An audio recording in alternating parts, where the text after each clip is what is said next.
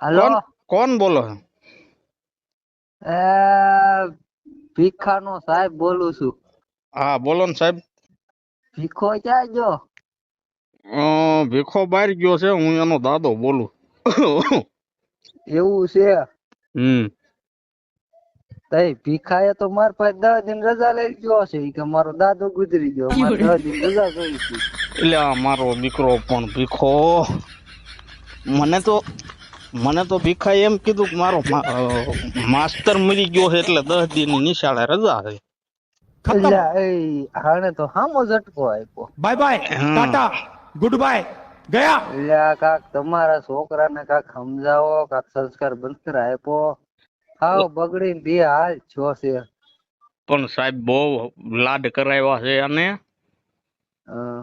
બહુ તોફાની છે, ગામમાંથી ને બહુ રાયડું આવે છે. અરે હાવ લાડ નો કરું, જરાક લાકડી લેવાય હાથમાં. અહીંયા ભણવા આવે ને તો ભણતો નથી, નકરો છોકરીઓ સામું જોઈને બેઠો રે.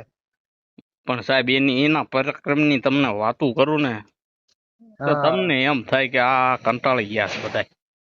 એવું છે?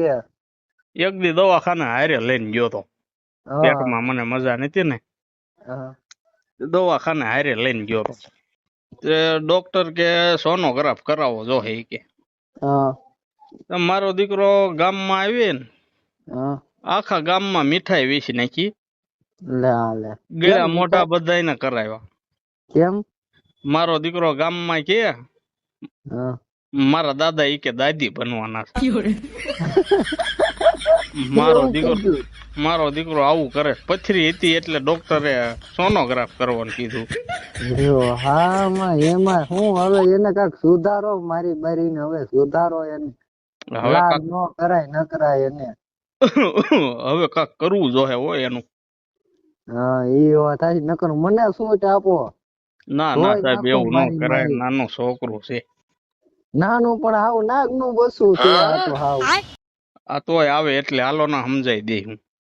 હા તે વાંધો ને, હારું હાલો. હું તો સાહેબ કાંઈ આવવાનો હતો. અરે હું તમારી ઘરે આવવાનો તો કાઈ ને.